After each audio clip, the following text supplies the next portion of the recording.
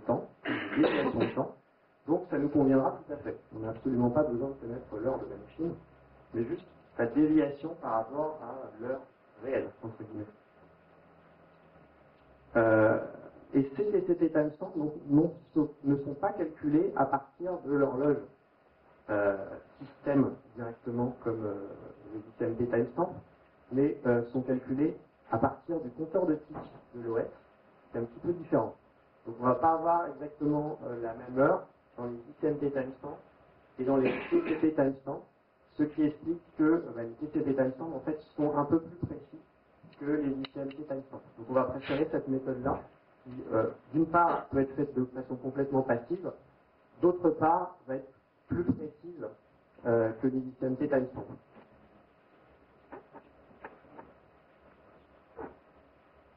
Et voilà donc la couche TCP d'un paquet, avec donc dans les options du paquet TCP un certain nombre de champs, et notamment un champ timestamp, vous voyez ici, avec donc le compteur de tick de l'OS depuis son lancement, c'est-à-dire son uptime.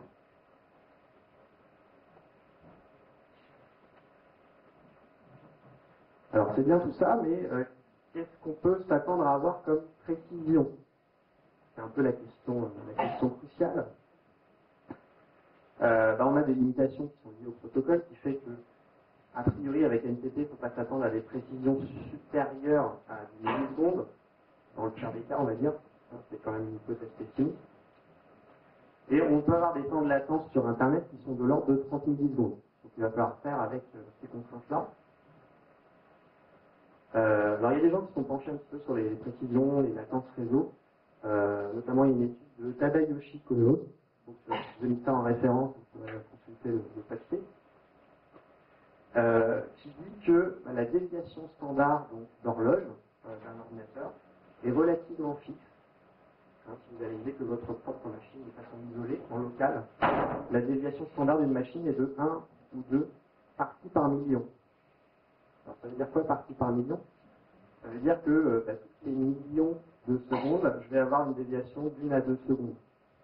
Pour une horloge qui est parfaitement calée.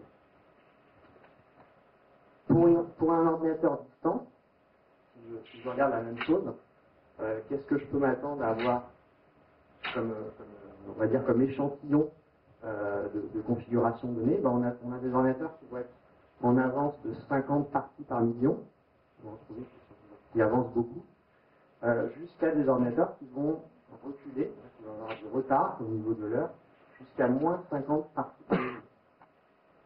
D'accord? Donc quand vous faites le calcul, ça veut dire que vous avez un échantillon d'environ 100 parties par million pour tous les ordinateurs que vous pouvez analyser. Tout le panel d'horloge que vous pouvez analyser. Et quand vous faites le calcul en termes d'entropie, purement d'information que vous avez, vous récupérez donc 4 à 6 bits d'information. D'accord?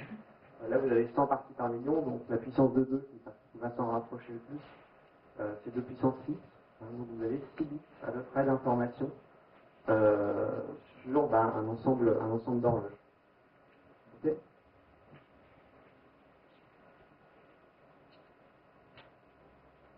N'hésitez pas à m'interrompre s'il y a quelque chose de pas clair. Feel free to interrupt me if something isn't clear.